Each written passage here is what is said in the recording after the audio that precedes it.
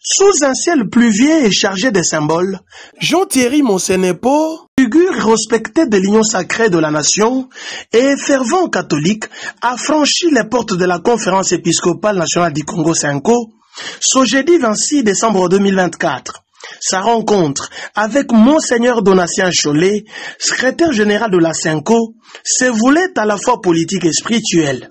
L'atmosphère, empreinte de recueillement et d'espoir, après la commémoration de la Nativité, témoignait de la gravité des enjeux.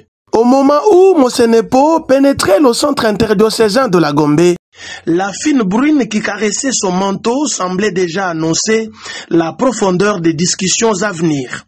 La poignée de main entre l'homme politique et l'évêque, empreinte de chaleur fraternelle, trahissait une familiarité bâtie sur des années de dévotion commune et de combats partagés. Les deux hommes, réunis par la foi, étaient porteurs d'une mission supérieure, réfléchir aux voies de la consolidation de la nation congolaise en ce moment charnière de son histoire. Derrière les portes closes du bureau de Monseigneur Cholet, c'est un entretien à la fois empreint de gravité et de complicité qui s'est déroulé. Jean-Thierry Monsenepo a placé au cœur de ces échanges la question brûlante des réformes constitutionnelles. Ces réformes, portées avec vigueur par le président de la République, soulèvent des débats d'une intensité croissante à travers le pays.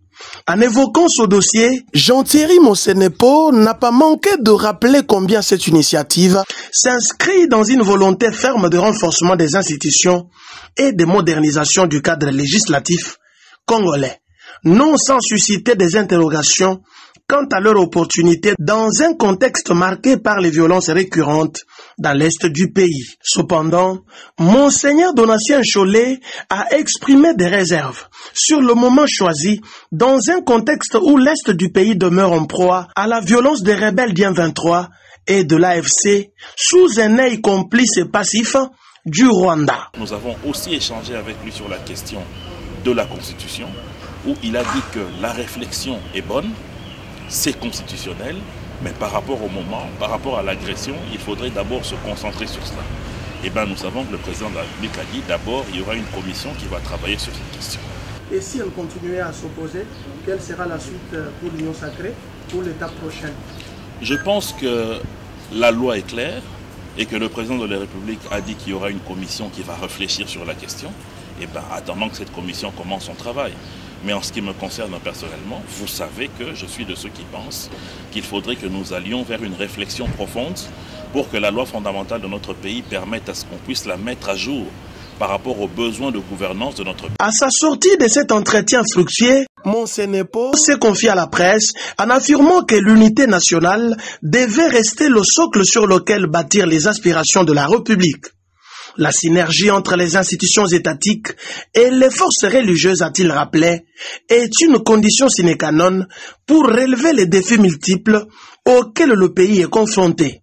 Il a également salué les efforts constants du président Félix Tshisekedi, notamment à travers la mise en œuvre de la gratuité de l'enseignement primaire, un pilier pour l'avenir de la nation. À mon entendement, ce vivre ensemble interpelle tout le monde.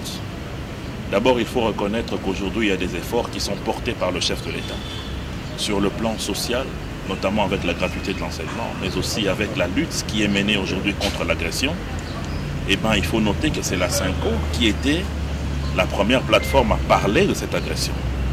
Donc aujourd'hui, nous ne pouvons pas être dans une posture où nous avons en face l'Église et de l'autre côté les hommes politiques, parce que le Congo nous appartient tous. Nous devons tous être ensemble. Et ensemble veut dire que nous puissions mettre plus en avant ce qui nous réunit plutôt que ce qui nous divise. Et aujourd'hui, la nation est en danger. Nous savons tous qu'il y a des forces négatives qui cherchent à déstabiliser notre pays. Le chef de l'État fait un effort considérable pour endiguer ce mal, mais nous devons, nous tous, Congolais, nous dire que c'est une bataille qui nous concerne tous. Cette rencontre prend une signification tout aussi particulière. Elle souligne la nécessité de construire des ponts solides entre le spirituel et le politique, entre les autorités religieuses, souvent perçues comme la voix morale de la nation, et les dirigeants politiques, acteurs des décisions concrètes. Si Jean-Thierry Monsenepo a quitté le siège de la Senko, sous la même pluie douce qu'il avait accueillie, il est reparti avec une bénédiction renouvelée, celle de continuer son combat pour un Congo plus fort, plus uni, plus résilient face aux forces destructrices. À l'aube du 65e anniversaire de l'indépendance de la RDC, a-t-il soutenu, il est plus que jamais urgent de réfléchir à l'héritage que la génération actuelle léguera au futur. Et comme l'a si bien rappelé Jean-Thierry Monsenepo, ce legs ne pourra se bâtir que dans l'unité, où les divisions ne sont que des illusions vouées à l'échec.